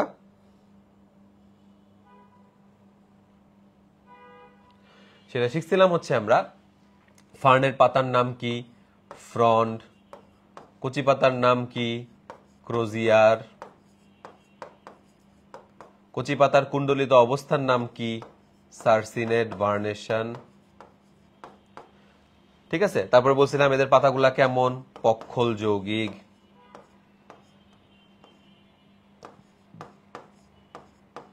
পক্ষল যৌগিক বলতে কি বোঝায়? এই যে আমরা একটা জায়গার যার উভয় পাশ থেকে জোড়ায় জোড়ায় পাতা বের হয়, যার উভয় পাশ থেকে বের হয় এটাকে আমরা বলছিলাম র্যাকিস।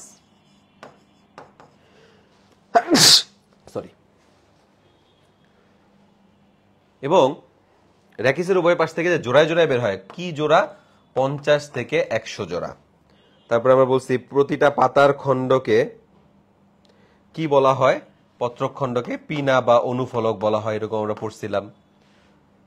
আচ্ছা, এই কথাগুলো সব কিন্তু আমরা পড়ে আসছিলাম। তাহলে দেখো সাইকাসের পাতার মধ্যে কার বৈশিষ্ট্য চলে আসলো? ফার্নের বৈশিষ্ট্য চলে আসলো। এই কারণে আরেক কাণ্ড হচ্ছে পাম, পাতা হচ্ছে ফার্ন। এই কারণে আরেক নাম কি? পাম ফার্ন। ঠিক আছে? আচ্ছা, এখন আর কি? আর হচ্ছে তুমি এর মূল সম্পর্কে যদি বলি, এক কথা অ্যান্সার দিতে হবে কোন মূল বিদ্যমান? ছিল।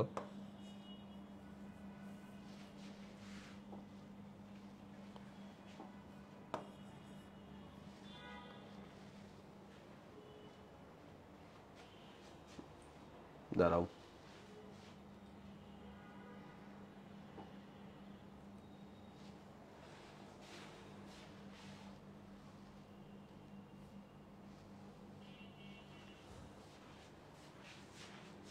প্রতিদিন এরকম কিছু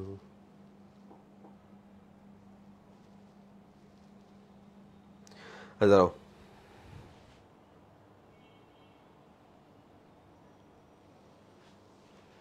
আমরা যেখানে ছিলাম সেটা হচ্ছে আমি এদের মূল সম্পর্কে পড়াচ্ছিলাম। সেটা ছিল কি, সাইকাসের মূল কোন ধরনের, বলছিলাম কোরালয়েড মূল। এক কথায় উত্তর দিয়ে দিতে হবে। জিনিসটা প্রথমে কোরালের মতো থাকে না, কিন্তু আসলে ভেতরে যে জিনিসপত্রগুলো আছে ওই জিনিসপত্রগুলোর কারণে এটাকে কোরালের রূপ নেয়। কিসের জিনিসপত্রের কারণে?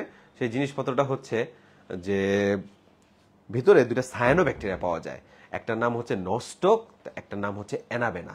ওই নস্টক আর অ্যানাবেনা এরা করে কি, যে ওর ভিতরে থেকে থেকে থেকে থেকে ওই জিনিসগুলোর শেপ নষ্ট করা শুরু করে। ফার্স্ট একটা অস্থারিক মূল থাকে, ওই জিনিসগুলো যখন ওই জায়গাটাকে শেপগুলো চেঞ্জ করে ফেলে, একদম লাস্টে দেখতে অনেকটা কোরালের মতো লাগে। ঠিক আছে, কোরালের মতো লাগে দেখে, কোরাল মধ্যে দিয়ে দেখেছে সামুদ্রিক যেই ক্রিয়েচার, ওইরকম কোরাল, যে পাথর, ওইটার মতো লাগে। এই কারণে তোমার হচ্ছে এটাকে কোরালয়েড মূল বলা হয়। এটা কিন্তু এক কথায় উত্তর দিতে হবে যে সাইকাসের মূল কোন ধরনের, আমরা বলবো কি কোরালয়েড মূল। ঠিক আছে, আচ্ছা। তাহলে এই যে কথাগুলো আমি বললাম, ফার্স্টে আমরা হচ্ছে কাণ্ড সম্পর্কে জানলাম, তারপরে আমরা কি সম্পর্কে জানলাম, আমরা হচ্ছে এর পাতা সম্পর্কে জানলাম। কাণ্ডের বৈশিষ্ট্য কার সাথে মিলে? পাম গাছের সাথে। পাতার বৈশিষ্ট্য কার সাথে মিলে? ফার্নের সাথে। এই কারণে আরেক নাম আমরা কি বলছি? এর আরেক নাম আমরা বলছিলাম হচ্ছে তোমার পাম ফার্ন। আচ্ছা, গেল কথাবার্তাগুলো, ওগুলো আমাদের সবগুলো শেষ। এখন আসি আমরা যে জায়গাটায়, সেটা হচ্ছে কিছু কথা শুধুমাত্র সাইকাসের পাতার জন্য প্রযোজ্য। সেগুলো এখন আমি আগে বলি তোমাকে, যে সাইকাসের পাতার জন্য প্রযোজ্য কি কি। সাইকাসের পাতা, এটা সোললি, কিন্তু আবারও বলতে চাই এটা শুধু সাইকাসের জন্য। দুই প্রকার, একটা বড়, একটা ছোট। বড়টার নাম হচ্ছে পল্লব পত্র, ছোটটার নাম হচ্ছে শল্কপত্র। পল্লব পত্র সবুজ, শল্কপত্র বাদামি। এবং যেটা বড়, কেন বড়, এর সাইজও দেওয়া আছে বইয়ে, 1 থেকে 2.7 মিটার। 1 থেকে 2.7 মিটার। এবং এরা কাণ্ডের সাথে সর্পিল ভাবে অবস্থান করে, আর এ কাণ্ডের সাথে একান্তর ভাবে অবস্থান করে। এই কথাগুলো মনে রাখতে হবে, এগুলো বইয়ের মধ্যে আছে, এই কারণে বললাম। আবার আমরা একটু আগে দেখছি যে এর পরিবহন টিস্যু বা ভাস্কুলার টিস্যু যেহেতু সুগঠিত না, কিছু মিসিং আছে, এই কারণে এদের পাতায় একটা ভিন্ন টিস্যু পাওয়া যায় যার নাম ট্রান্সফিউশন টিস্যু। যে শব্দটা তুমি মানে টিস্যু চ্যাপ্টারের কোথাও কোনোদিন দেখবা না। তার মানে ট্রান্সফিউশন টিস্যু আইডিয়াল কোনো পাতার বৈশিষ্ট্য না, কেবল এবং কেবলমাত্র কার মধ্যে থাকে? সাইকাস বা নগ্নবীজ উদ্ভিদের পাতার মধ্যেই পাওয়া যায়। কোন ধরনের টিস্যু? Transfusion tissue. তো এগুলো হচ্ছে পাতা সম্পর্কে কথাবার্তা শেষ। মানে মোটামুটি আমাদের গঠনের জন্য যে কথাগুলো পড়া দরকার ছিল সেগুলো শেষ। এবার আমি তোমাকে বই থেকে দাগাই দিয়ে দেখো। আমি বলছি প্রাকৃতিক ভাবে 3টা প্রজাতি জন্মায়, তাই না? এই দেখো, একটা হচ্ছে সাইকাস পেকটিনাটা, আর 2টা হচ্ছে পরের পেজে আছে। এই দেখো, সাইকাস রেভুলোটা, সার্সিনালিস। এই কারণে আমরা কি দিয়ে মনে রাখছিলাম? PCR।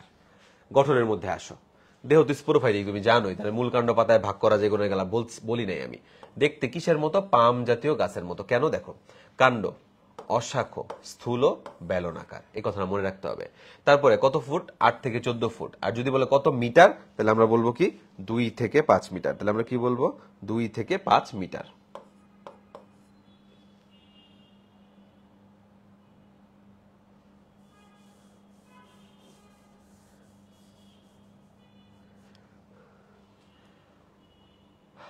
তারপরে আসি যেটা, এর মধ্যে দেখো 2 ধরনের পাতা দেখা যায়।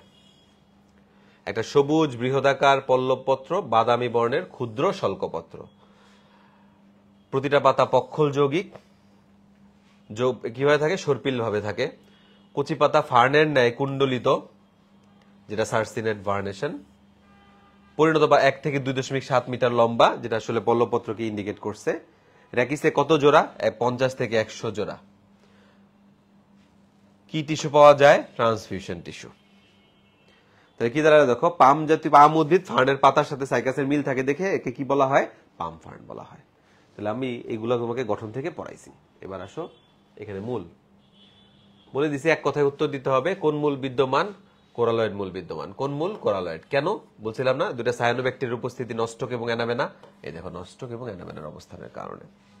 আবার আলাদা করে দেখো লিখছে পাতা সম্পর্কে, যে আমি তোমাকে অলরেডি পড়াই ফেলছি। এখানে আলাদা করে লিখছে পাতা, ট্রান্সফিউশন টিস্যু, এগুলা এখানে দেখো সুন্দর করে দেওয়া আছে। এবং এটাও দিছে যে মূলটা ফার্স্টে প্রধান মূল নষ্ট হয়ে অস্থানিক মূল, তারপরে বিকৃত হয়ে সামুদ্রিক কোরালের মতো হয়। কেন? নষ্ট অ্যানাবেনা নামক সায়ানোব্যাকটেরিয়ার আক্রমণের কারণে। এই কারণে মূলটা দেখতে কি কোরালয়েড রুট, রুট টিউবারকল বা প্রবাল মূল বলা হয়। তাহলে উপরের অংশগুলো আমরা সব অলরেডি পড়ে ফেলছি। এখন আসি যেটা জীবন্ত জীবাশ্ম। এটা তোমাদের 1 মার্কের জন্য আসতে পারে, যে জীবন্ত জীবাশ্ম বলতে কি বুঝি, বা 2 মার্কের জন্য আসবে সাইকাসকে কেন জীবন্ত জীবাশ্ম বলা হয়। সোজা কথা, যেই জিনিস সে রেমনেন্ট খালি এখন আমরা দেখি অস্তিত্ব, ঠিক আছে, যেটাকে আমরা বলতেছি কি ফসিল, মানে কিছু একটা অংশ রয়ে গেছে। তো দেখা গেছে নগ্নবীজ উদ্ভিদ এত প্রাচীন আমলের ছিল, এখন সারা দুনিয়াতে হাতে গোনা অল্প কয়টা প্রজাতি খালি রয়ে গেছে। এই কারণে নগ্নবীজ উদ্ভিদকে কি বলা হইতেছে? জীবন্ত জীবাশ্ম। বেসিক্যালি সাইকাসের কথা সুন্দর করে লিখছে দেখো ওরা, যে বর্তমান কালের কোন জীবিত উদ্ভিদের বৈশিষ্ট্য যদি অতীত কালের কোন জীবাশ্ম উদ্ভিদের বৈশিষ্ট্যের সাথে মিল সম্পন্ন হয়, তাকেই জীবন্ত জীবাশ্ম বলে। যেমন সাইকাস একটা জীবন্ত জীবাশ্ম বা লিভিং ফসিল। তা আমি যদি এখন তোমাকে প্রশ্ন করি,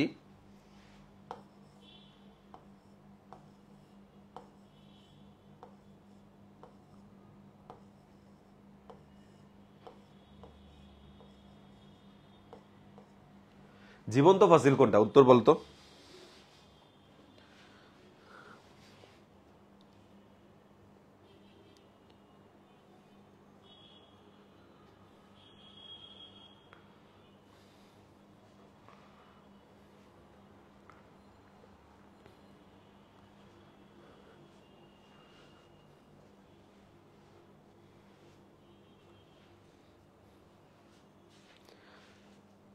আমি বলছিলাম না, আমি একটা জিনিস তোমাকে পড়াই আসছি এবং ক্লাসের মাঝখান থাকতে আমি তোমাকে ওই পড়াটা জিজ্ঞাসা করব। আমি কিন্তু জিনিসটা তোমাকে পড়াইছি।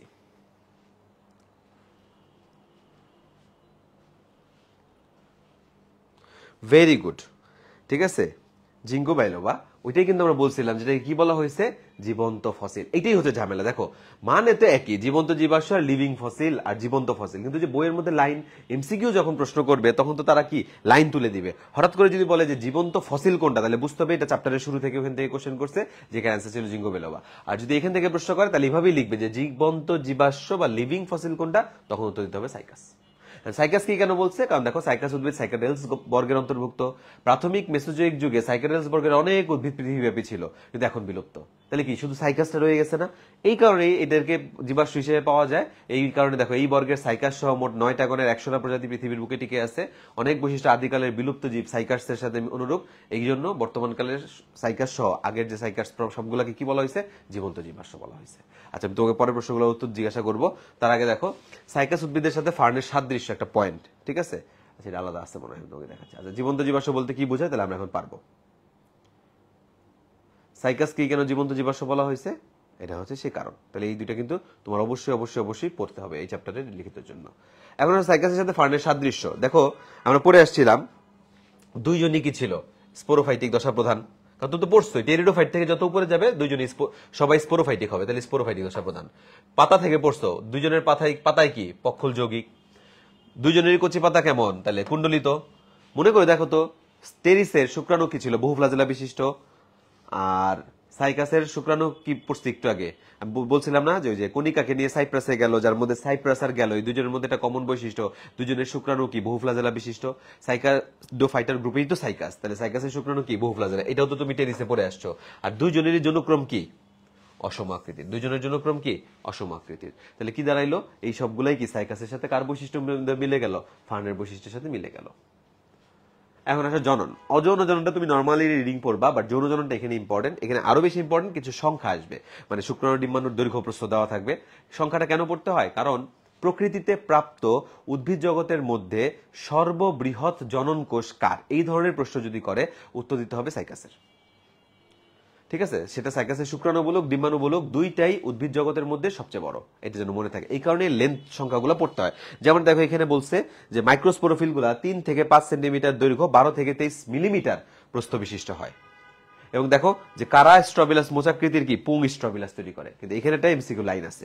এই যে স্ট্রবিলাসটা দেখো, এই যে স্ট্রবিলাস, ঠিক আছে, এটা হচ্ছে পুরোটা স্ট্রবিলাস, যা অনেকগুলা মাইক্রোস্পোরোফিল নিয়ে তৈরি। এই মাইক্রোস্পোরোফিলের ভিতর দেখো শীর্ষের দিকের অংশটা এরকম সরু হয়েছে না, এই সরু অংশটাকে বলা হয় অ্যাপোফাইসিস। এটাকে কি বলা হয়? অ্যাপোফাইসিস। মানে কি দাঁড়াইলো? সরু বর্ধিত মাথা বা প্রান্ত।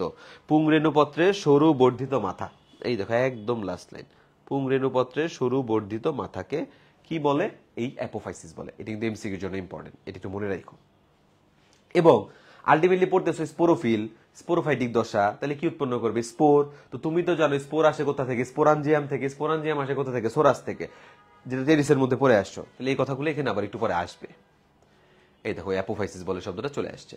2 থেকে 5টা স্পোরাঞ্জিয়া একত্রে অবস্থান করে, যাকে কি বলছে? সোরাস। আচ্ছা, স্পোরাঞ্জিয়ামের ভেতরে কি? স্পোর মাতৃকোষ।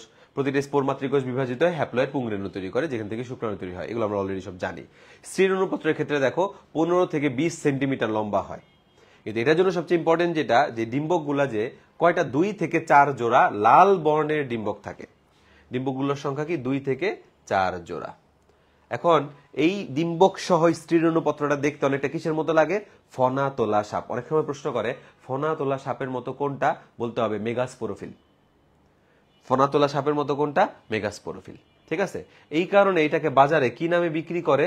সর্পমণি নামে বিক্রি করে, এবং মানুষজনের ধোকা দেয়, বলে এটা হচ্ছে সব রোগের চিকিৎসা, আবার মাঝে মধ্যে বলে এটা সর্প রোগের চিকিৎসা।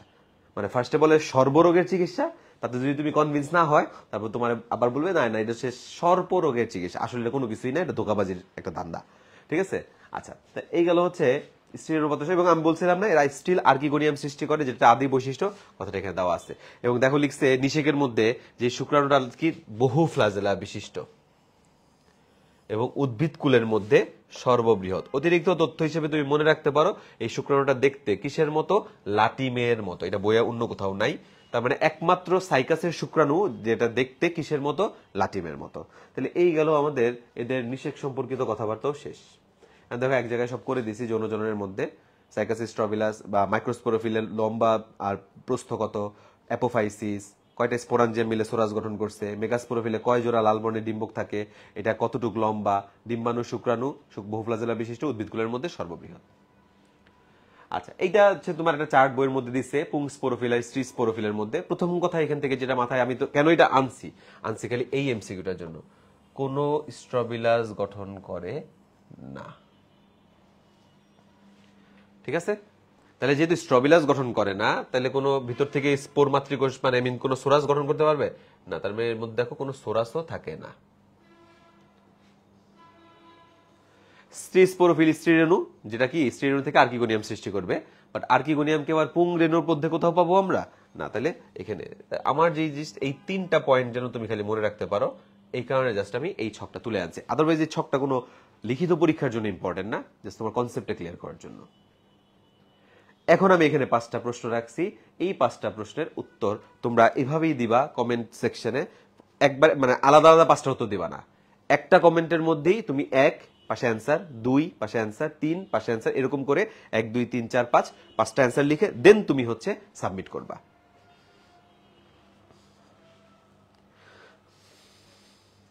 যেমন প্রথম প্রশ্নটা হচ্ছে সাইকাস উদ্ভিদের স্ত্রী জননাঙ্গ এর নাম কি আসলে।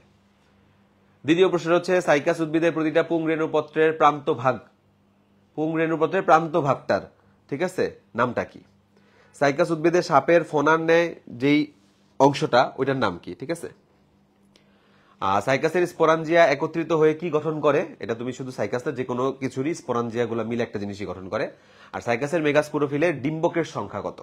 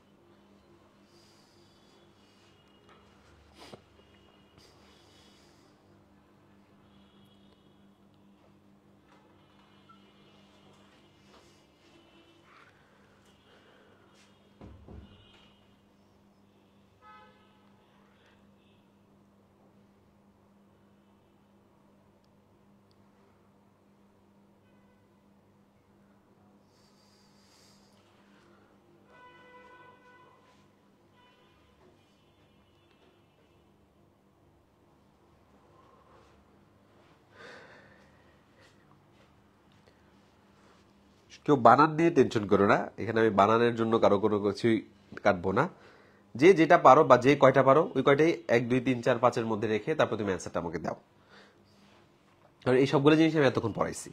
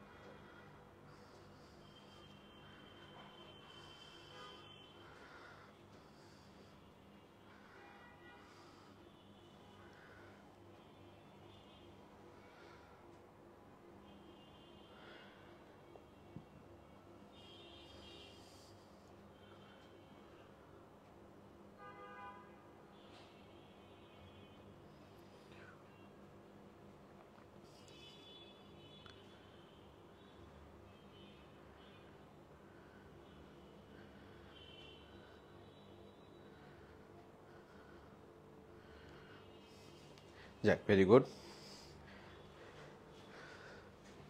সাইকাস উদ্ভিদের স্ত্রী জননাঙ্গের নাম মাইক্রোস্পোরোফিল হবে না, মেগাস্পোরোফিল হবে।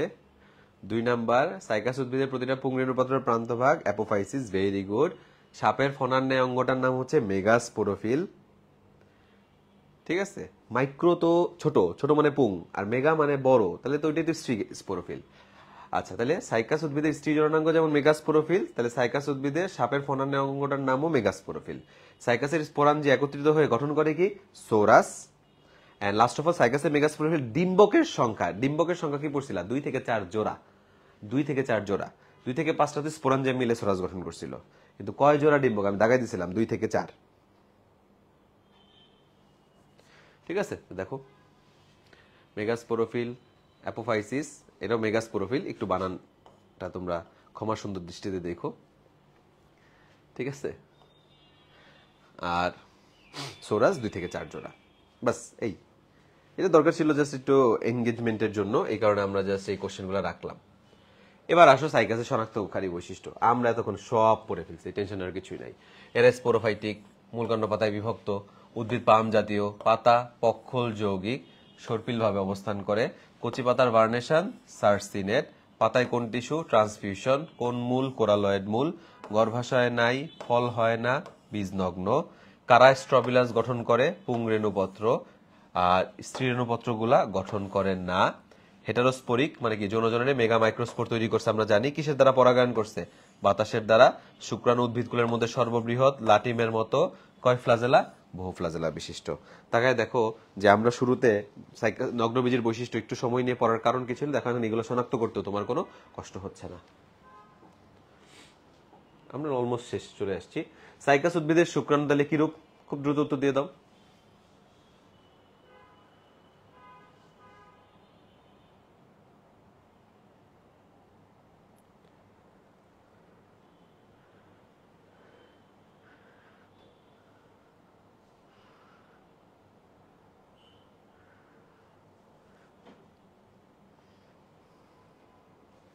ভেরি গুড, বহু ফ্লাজেলা বিশিষ্ট। আচ্ছা, এবার আসি সাইকাসের অর্থনৈতিক গুরুত্ব। বইয়ের মধ্যে এইভাবে র্যান্ডমলি লিখে দিছে যে সাইকাসের কিছু অংশ শোভাবর্ধন, তো কিছু হচ্ছে খাদ্য হিসেবে, কিছু ঔষধ শিল্পে, ঠিক আছে, কিছু আবার সর্পমণি হিসেবে বিক্রি করতেছেই। তো এইভাবে না দেখুন, এখান থেকে পরীক্ষায় প্রশ্ন আসে। আমি যেটা করছি তোমাদের জন্য একদম বক্স করে দিচ্ছি যে খাদ্য হিসেবে কি, যে সাইকাস সার্সিনালিসের স্ফীতকন্দ বীজ হতে অ্যারারুট বা বার্লি তৈরি হয়। কার বীজ খাদ্য হিসেবে ব্যবহৃত হয়, রেভোলোটা। কোনটার কচি পাতা সবজি হিসেবে ব্যবহার হয়, পেকটিনাটা। সাইকাসের বীজ থেকে কি ইন্ডাম পডি নামক ময়দা তৈরি করে, যা অত্যন্ত সুস্বাদু একটা কেক তৈরি করে, এটা হচ্ছে আজমল স্যারের বই আছে। ওষুধ শিল্প, এটা বেশি ইম্পর্টেন্ট পরীক্ষার জন্য, কারণ যেহেতু তুমি মেডিকেল অ্যাডমিশন টেস্ট যদি চিন্তা করো, তারা বেসিক্যালি যদি প্রশ্ন করে এই জায়গাটাকে প্রায়োরিটি দেয়। সেটা কি বলছে, বল বর্ধক কোনটা, রেভোলোটা, কারণ তুমি বল ভালো না হলে রেভলিউশন করতে পারবা না। ঠিক আছে, আচ্ছা। সার্সিনালিসের কচি পাতা কি পাকস্থলীর পীড়া, চর্মরোগের ওষুধ হিসেবে ব্যবহার হতে পারে। মদ শিল্পে কি বলছে, সাইকাসের কাণ্ডের মজ্জা আর সর্পমণিত স্টেরিয়নোপত্র। আর এটা বলছে রোগ সৃষ্টিতে আজিবুর স্যার বলছে যে কেউ যদি সাইকাস থেকে উদ্ভিদ কোনো খাদ্য বেশি খায় তাদের লাইটিকো বডিক নামক একটা স্নায়বিক রোগ হয়, যা পার্কিনসন ডিজিজের মতো, মানে হচ্ছে ট্রেমর হবে এবং সে ধীরে ধীরে তার স্মৃতিশক্তি কমে যাবে। ঠিক আছে, তো এটা হচ্ছে আজিবুর স্যারের বই দেওয়া আছে। তো এইগুলো আমি সবগুলা মিলাই এখানে দিয়ে দিচ্ছি। আজিবুর স্যারের বই অর্থনৈতিক গুরুত্বটা এভাবে লিখছে, দেখো হেডিং দিয়ে দিয়ে শোভাবর্ধনকারী হিসেবে কোনটা, মাদুর তৈরিতে কোনটা। দেখো এটা কিন্তু আবার কোথাও নাই, এটা নতুন। অ্যারারুট তৈরি একটু আগেই পড়ছো, সার্সিনালিসিস স্ফুন্তগন্ধ থেকে অ্যারারুট তৈরি হয়। এটা কি? অ্যারারুটটা হচ্ছে পোশাকে মার হিসেবে ব্যবহার করা হয়। আচ্ছা, খাদ্য হিসেবে তো আমরা অলরেডি পড়ছি, মদ শিল্প পড়ছি। ওষুধ দেখো ওই যে পাকস্থলীর পীড়া আর চর্মরোগের কথাটা লেখা আছে। ধর্মীয় ও সামাজিক প্রথায় বিভিন্ন জায়গায় সাইকাসের গুরুত্ব আছে, কি গুরুত্ব আছে আমরা জানি না। রোগ সৃষ্টিতে যে পয়েন্ট আমি এখানে অ্যাড করে দিছি এখানে লেখা আছে। তাহলে এই গেল হচ্ছে আমাদের 2 বই মিলায়ে, আজমল স্যারের একটা, অ্যাকচুয়ালি 3 বই মিলায়ে অর্থনৈতিক গুরুত্বের আমরা সবকিছু জেনে ফেলছি। তাহলে এখন বলো সাইকাসের কোন প্রজাতির পাতা চর্মরোগের রোগ উপশমে ব্যবহৃত হয়?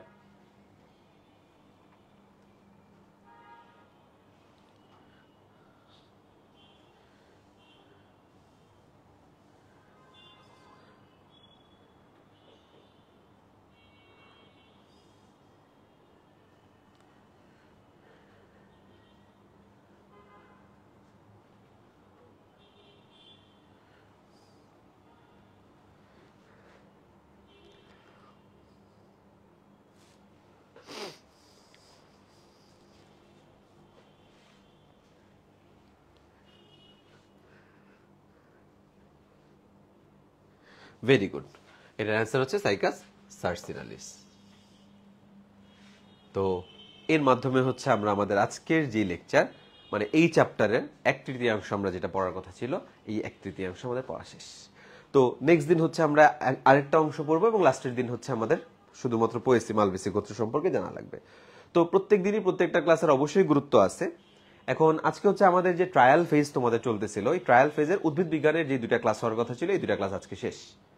এখন এই ক্লাসের যে রিমেইনিং পোর্শন, এটা হচ্ছে আমরা যারা হচ্ছে আমাদের পরবর্তীতে অ্যাকচুয়ালি এই প্যাকেজের সাথে জয়েন করবে, তাদেরকে যে আমরা একটা প্রাইভেট গ্রুপের মধ্যে অ্যাড করব, তখন আমরা ওই গ্রুপে এই ক্লাসগুলো নিব। এবং অনেকে আজকে যারা এই ট্রায়াল ক্লাসগুলো করতে পারে নাই, কিন্তু যারা আবার ঠিকই আমাদের সাথে ওই ব্যাচে জয়েন করবে, মন খারাপের কিছু নেই। এই 2টা ক্লাস যেগুলো তোমাদের এই যে ফ্রি ক্লাস হিসেবে বা ট্রায়াল ক্লাস হিসেবে হয়ে যাবে, এগুলো কিন্তু আমরা আবার ওই গ্রুপের মধ্যেও নিব। শুরুতে না, হয়তো সবগুলা ক্লাস শেষ হওয়ার পরে শেষের দিকে যে এখন যে তোমার 6টা ক্লাস হচ্ছে 22 তারিখ পর্যন্ত বা 23 তারিখ পর্যন্ত, ওই 6টা ক্লাস তখন তোমরা আবার পাবা। ঠিক আছে, তো এই হচ্ছে আমাদের কথা। এবং বরাবরের মতোই যদি তোমাদের কোনো কোশ্চেন থাকে, তোমরা অবশ্যই অবশ্যই স্টিলটার মধ্যে লিখে যাবা। প্রত্যেকটা কোশ্চেনের তোমরা হচ্ছে অ্যান্সার পেয়ে যাবা আশা করি। এবং আমার পক্ষে যতটুকু সম্ভব ছিল আমি চেষ্টা করছি তোমাদের জন্য এই চ্যাপ্টারটাও যতটুকু পারা যায় একটু ইজি করার জন্য। বাকিটুকু তোমরা একবার পড়লে হয়তো বুঝতে পারবা যে আদৌ এখন ইজি হয়েছে কি হয় নাই। তো এই হচ্ছে আমাদের পড়া। সবাই ভালো থাকবা, সুস্থ থাকবা, ইনশাল্লাহ আমাদের হয়তো আবার দেখা হবে। টিল দেন, আসসালামু আলাইকুম।